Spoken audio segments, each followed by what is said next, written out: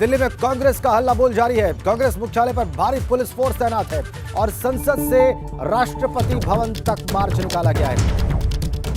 कांग्रेस का दिल्ली में हल्ला बोल, भारी पुलिस फोर्स कांग्रेस हेडक्वार्टर्स पर तैनात, संसद से राष्ट्रपति भवन की तरफ से मार्च शुरू। प्रियंका की अगुवाई में प्रदर्शन की तैयारी है कांग्रेस पार्टी की और कुछ ही देर में प्रियंका की अगुवाई में प्रधानमंत्री आवास का घेराव होगा। कांग्रेस के प्रदर्शन को देखते हुए जगह जगह बैरिकेड किया गया है।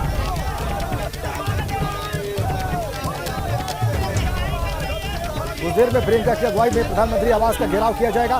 बड़ी तैयारी यहां पर कांग्रेस के प्रदर्शन की। कांग्रेस का हल्ला बोल देश की राजधानी दिल्ली में और ये हल्ला बोल जारी है।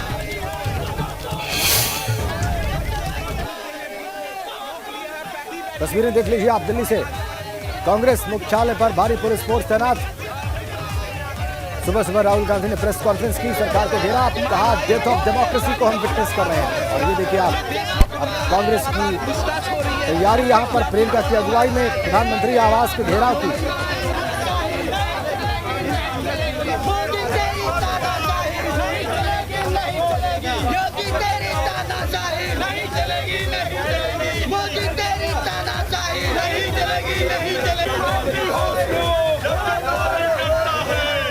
बैरिकेड करके रोका गया है। देखिए आप, प्रियंका की अगुवाई में प्रदर्शन करने की तैयारी कांग्रेस पार्टी की। भारी पुलिस फोर्स कांग्रेस के मुख्यालय पर तैनात दिल्ली में 24 अकबर रोड पर डिटेन किया जा रहा है। यहां पर ये भी आप देख सकते हैं कांग्रेस के कार्यकर्ताओं को जो कांग्रेस के झंडे हाथों में लिए हुए हैं। दिल्ली पुलिस तैनात है,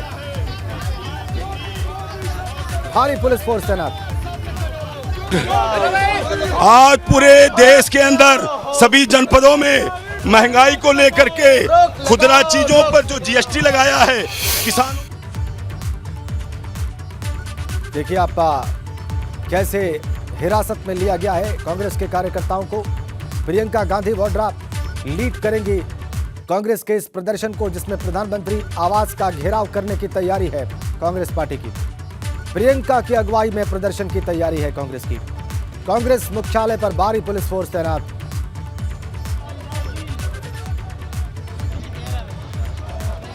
कुछ देर में प्रियंका की अगुवाई में प्रधानमंत्री आवास का घेराव होगा। सीधा आपको दिल्ली लिए चलते हैं। अविनाश तिवारी इस वक्त हमारे साथ हैं, दिल्ली से हमारे साथ जुड़े हुए हैं और अब उन्हीं का रुख करेंगे, उनसे जानेंगे कि इस वक्त कांग्रेस के प्रदर्शन में क्या हो रहा है। सबसे ताजा अपडेट और ताजा तस्वीरें इस प्रदर्शन की दिखाएं अविनाश। देखिए राजेंद्र, इस वक्त मैं कांग्रेस के मुख्यालय 24 अकबर रोड पे मौजूद और यहाँ की तस्वीरें आपको दिखाना चाहूंगा किस तरीके से यहाँ पे तमाम सारे पैरामिलिट्री फोर्सेस के जवान तैनात हैं और ये बैरिकेड कर दिया गया है। यानी कि जो मुख्यालय है, ये मुख्यालय को बैरिकेड कर दिया गया है और कार्यकर्ता तमाम सारे पीछे हैं, मुख्यालय के अंदर हैं। उनको मुख्यालय से बाहर नहीं आने दिया जा रहा है। उनको ये कहा जा रहा है कि आप लोग अंदर रहिए, बाहर रहेंगे तो डिटेन कर लिए जाएंगे क्योंकि बाहर धारा 144 लगी है। अंदर प्रियंका गांधी वाड्रा भी मौजूद है और उनके साथ कांग्रेस के कुछ नेता भी मौजूद है।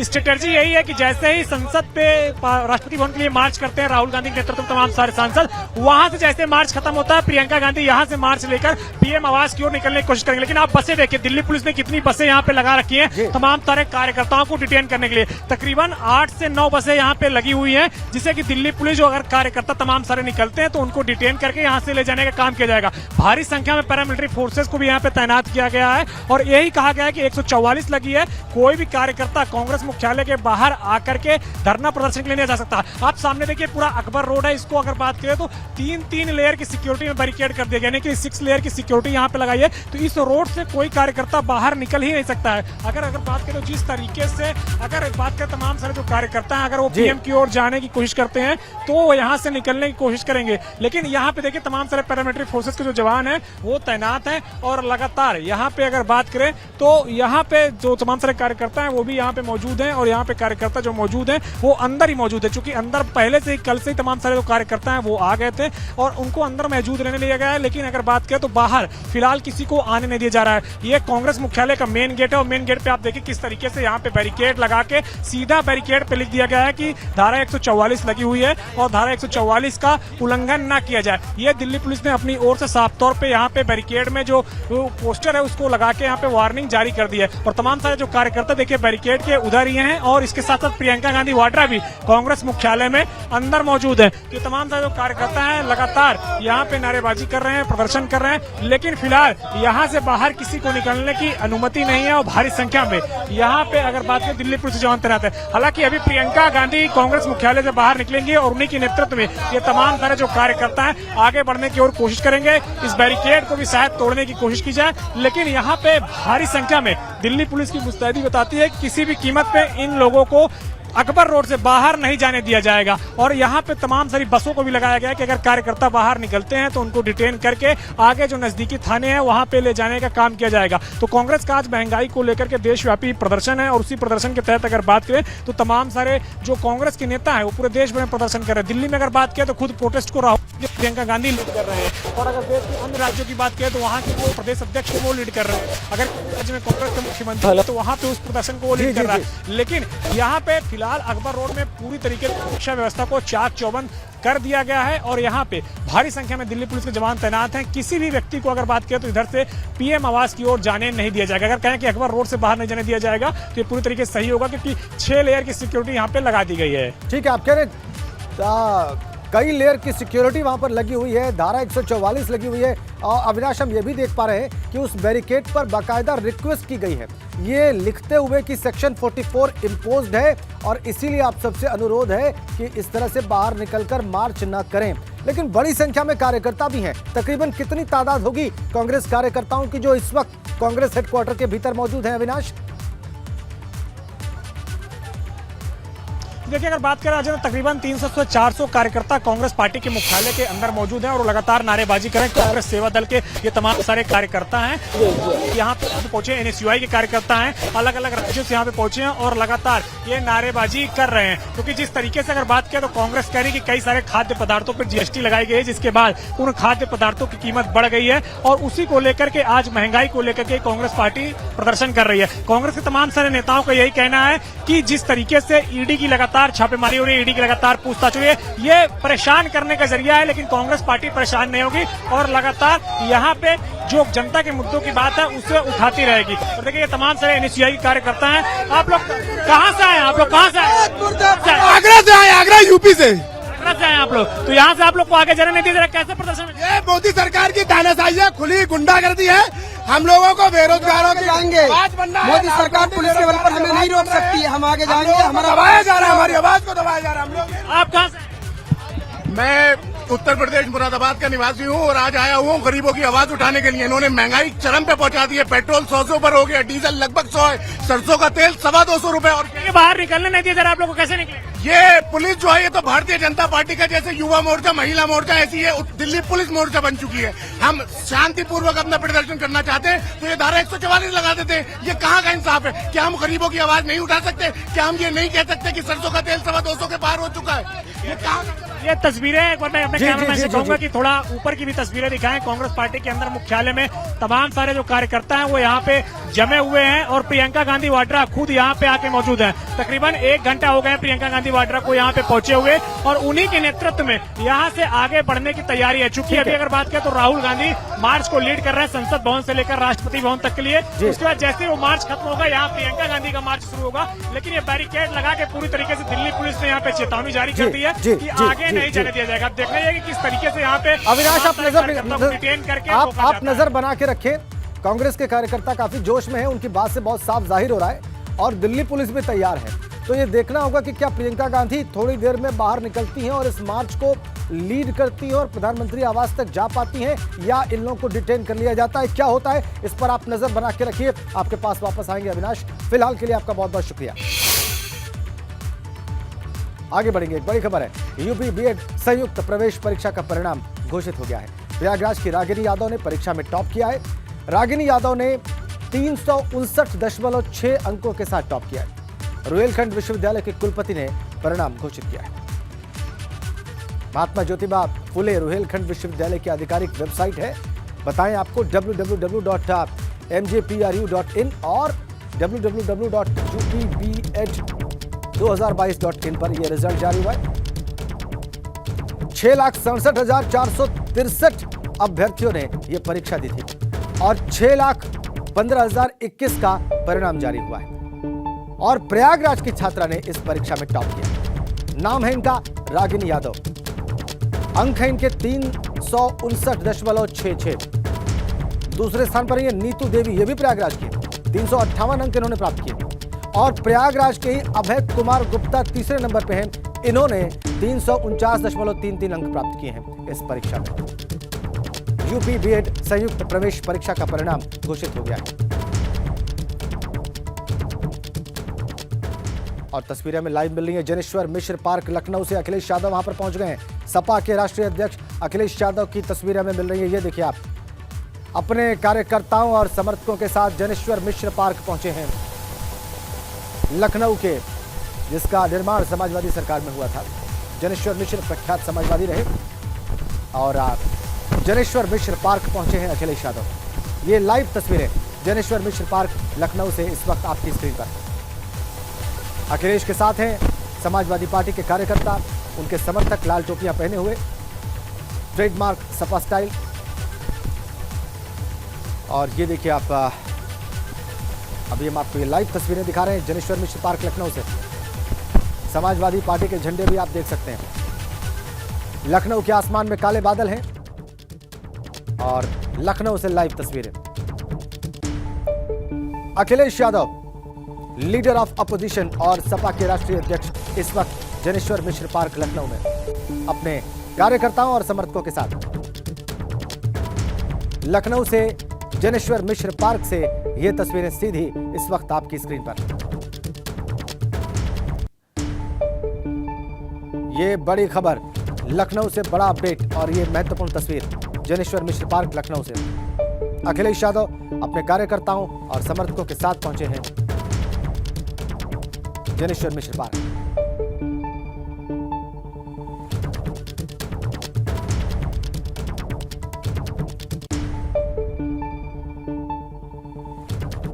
बड़ी खबर, लखनऊ में जनेश्वर मिश्र पार्क पहुंचे हैं अखिलेश यादव।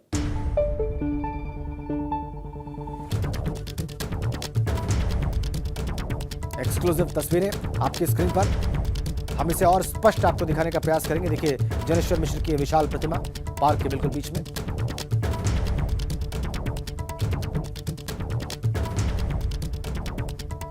ये देखिए आप अखिलेश यादव को, अपने कार्यकर्ताओं और समर्थकों। बोलते हैं आप।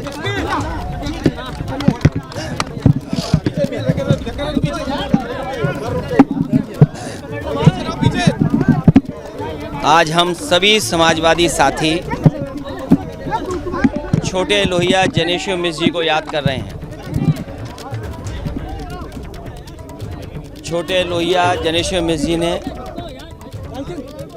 पूरे जीवन भर समाजवादी सिद्धांतों के लिए संघर्ष किया। गांव के गरीब किसान, नौजवान, मुसलमान भाई, हर वर्ग के लोगों के बीच में संघर्ष करके उनको मान सम्मान मिले। उनको जहां समाज में पीछे छूट गए थे उनको कैसे आगे बढ़ाया जाए।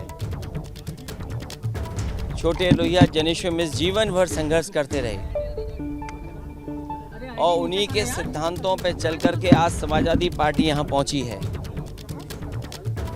हमें कई प्रतिष्ठित शिविर सम्मेलनों का याद है जहां लोग इंतजार करते थे कार्यकर्ता नेता के आखिरकार छोटे लोहिया जनेश्वर मिश्र जी क्या कहेंगे। जहां लोकसभा या राज्यसभा में कभी बोले हैं तो सभी सांसद आकर के उन्हें सुनना चाहते थे और ऐसा पिन ड्रॉप साइलेंस कभी राज्यसभा में, लोकसभा में कम ही वक्ताओं के लिए होता था जैसा जनेश्वर मिश्र जी के लिए होता था। और जो गरीब की बात किस ढंग से कही जाए, उसके दुख दर्द को किस ढंग से कहा जाए, राजनीति में मैं समझता हूँ जनेश्वर मिश्र जी से बेहतर कोई नहीं कहता था। जीवन भर समाजवादी मूल्यों के लिए, समाजवादी सिद्धांतों के लिए संघर्ष करते आए। यहाँ बहुत सारे ऐसे लोग हैं जिन्होंने देखा भी है, सुना भी है, उनसे सीखा भी है। आज के दिन जब हम याद कर रहे हैं तो संकल्प लेते हैं जिस रास्ते पर वो चले और जो लड़ाई वो यहाँ तक लेकर के आए उस लड़ाई को आगे बढ़ाना है। समाजवादी सिद्धांतों को, मूल्यों को जनता तक पहुँचा करके जनता को जोड़ने का काम करेगी समाजवादी पार्टी।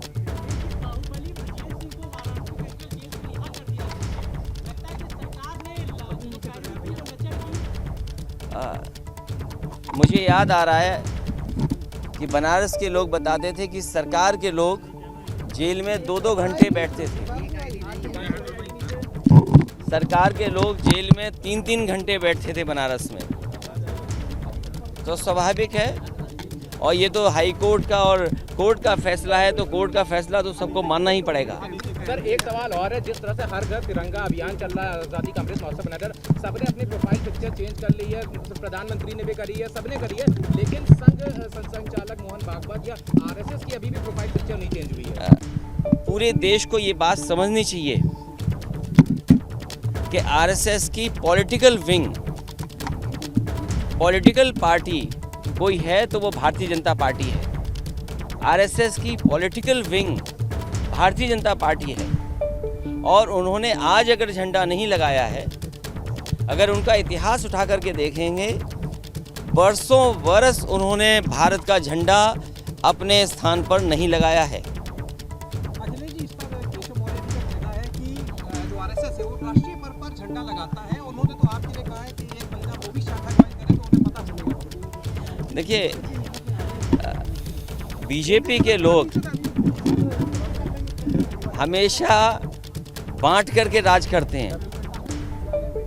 वो जानते हैं कि डिप्टी सीएम को आगे करने का मतलब है कि वो पिछड़े हैं, उसका लाभ उठा रही है बीजेपी, और वो ये भूल जाते हैं कि सबसे ज़्यादा अगर किसी के साथ धोखा हुआ है भारतीय जनता पार्टी की सरकार में तो पिछड़े, दलित और खासकर मुसलमान भाइयों के साथ। और आज के दिन जब हम जनेश्वर मिश्र जी को याद कर रहे हैं तो वही पुरानी समाजवादी लड़ाई जिसको नेताजी और तमाम समाजवादी लोग कहते रहे हैं कि देश में जाति जनगणना होनी चाहिए।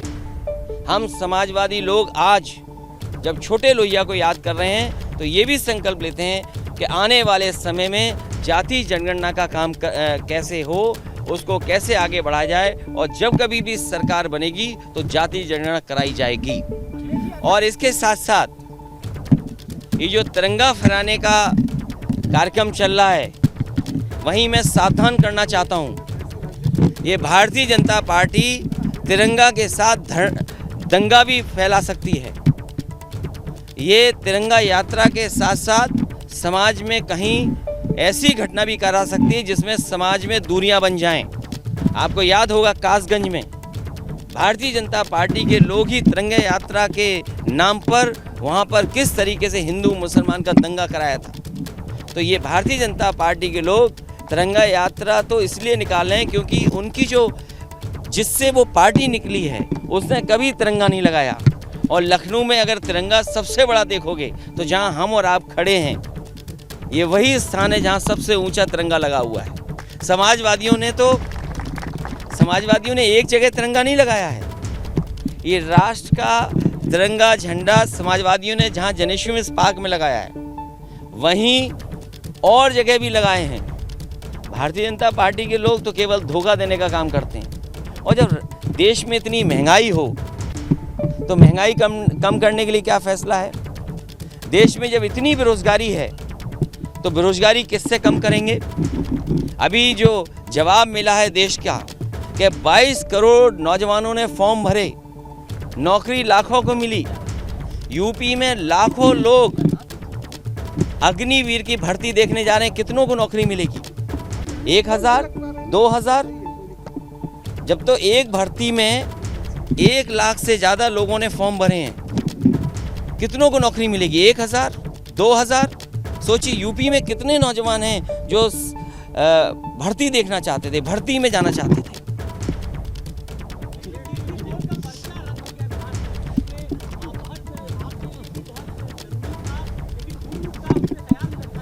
देखिए, थोड़ा लेट हो गया आपका चैनल, ये बात थोड़ी पुरानी हो गई है, लेकिन हाँ ये स्वीकार करते हैं हमारी ऑफिस की गलती है ये।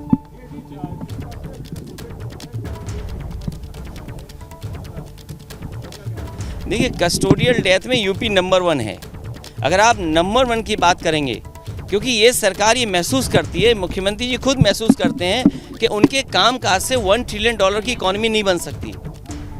वो जानते हैं, क्योंकि 5 साल जिस तरीके से उन्होंने काम किया है, ये बीजेपी के पास सूझबूझ नहीं है कि $1 ट्रिलियन की इकॉनमी कर लें। 5 साल जिसने ऐसे ही गुजार दिए हों, अब उन्होंने किसी एजेंसी का सहारा लिया है। तो एजेंसी के लोग ये बताएंगे कि जिस प्रदेश में सबसे ज़्यादा कस्टोडियल डेथ हो रही हो, उसमें इन्वेस्टमेंट कैसे आएगा। जिस प्रदेश में सबसे ज़्यादा महिलाएं असुरक्षित हों, देश का आंकड़ा ये कहता है, और जिस प्रदेश में सबसे ज़्यादा डिजिटल फ्रॉड होते हों, अगर डिजिटल फ्रॉड का कहीं आंकड़ा सबसे ज़्यादा तो उत्तर प्रदेश में है। और इन्वेस्टमेंट के बहाने अगर आप हिंदू मुसलमान का झगड़ा कराओगे, आप सोचिए लुलु मॉल का जो इन्वेस्टमेंट है, क्या ये बीजेपी की सरकार का इन्वेस्टमेंट है? ये समाजवादियों की सरकार का इन्वेस्टमेंट है जो आज दिखाई दे रहा है।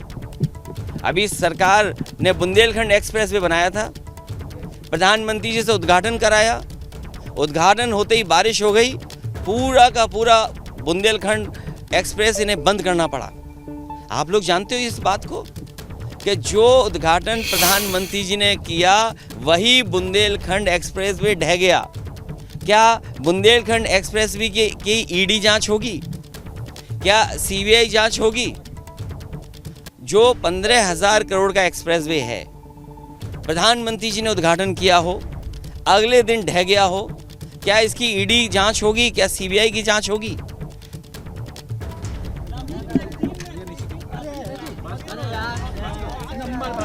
हाँ, क्या चीज?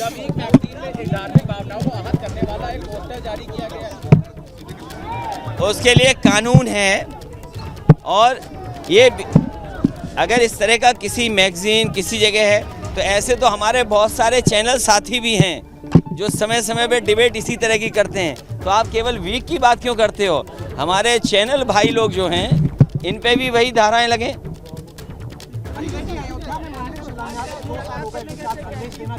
नहीं, हमारा भी मंदिर बन रहा है, हमारे मंदिर का भी उद्घाटन होगा, और भगवान तो सबके हैं। देखिए, महंगाई का सवाल आज का नहीं है, और ये जब बीजेपी सरकार आई है तब तक महंगाई बढ़ाई है। बीजेपी को महंगाई से कोई लेना देना नहीं है। बीजेपी के लोग ये बताएं, जीएसटी लगा दिया दूध पर, जीएसटी लगा दिया दही पर। अभी सुनने में आया कि मुख्यमंत्री जी ने बाल्टी भर करके दूध डाला है भोलेनाथ पर। अगर हम लोग जाएं तो क्या अगर पैकेट का दूध बाबा भोलेनाथ पे चढ़ाने के लिए जाएं तो क्या टैक्स नहीं देना पड़ेगा? तो ये सरकार वो है जो जन्माष्टमी भी नहीं मनाने देना चाहती है कि जो दूध दही का इस्तेमाल होगा उस पर टैक्स लगेगा।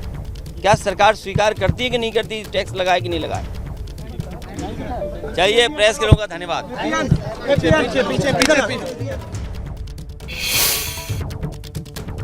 तो अखिलेश यादव को अभी आप लाइव देख रहे थे जनेश्वर मिश्र पार्क से। पहले तो उन्होंने अपनी श्रद्धांजलि दी, उनको याद किया छोटे लोहिया के रूप में, उनके सिद्धांतों की बात की, और उसके बाद ताबड़तोड़ आक्रमण किया उन्होंने भारतीय जनता पार्टी पर और उत्तर प्रदेश की सरकार पर।